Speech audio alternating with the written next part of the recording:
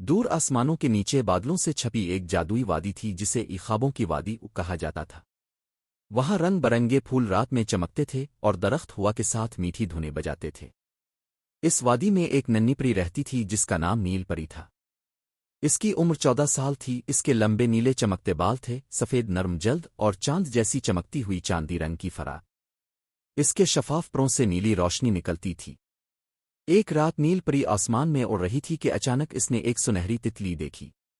وہ عام تتلی نہیں تھی، اس کے پروں پر ستارے جگمگا رہے تھے۔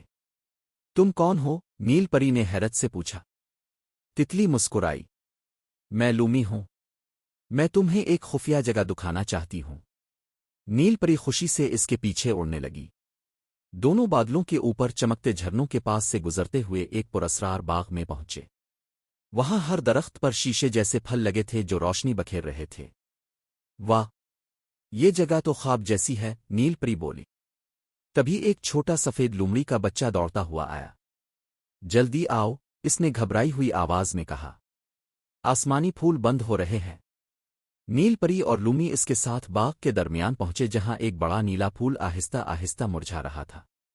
جیسے ہی وہ بند ہوتا پورے باغ کی روشنی کم ہونے لگتی۔ اسے جگانے کے لیے چاندی کی دھن چاہیے، اے لومی نے آہستہ کہا۔ نیل پری نے اپنی جادوئی چھڑی نکالی۔ اس نے ہوا میں چمکتے دائرے بنائے اور نرم دھن گنگنانے لگی۔ اس کی آواز کے ساتھ ستارے آسمان سے نیچے اترنے لگے۔ اچانک نیلا پھول دوبارہ کھل گیا۔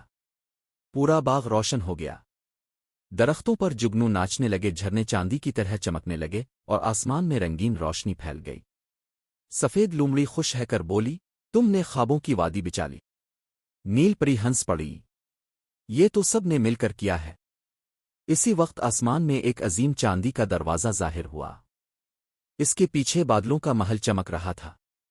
لومی نے مسکراتے ہوئے کہا، یہ جادوئی محل صرف انہیں نظر آتا ہے جو دل سے خواب دیکھتے ہیں۔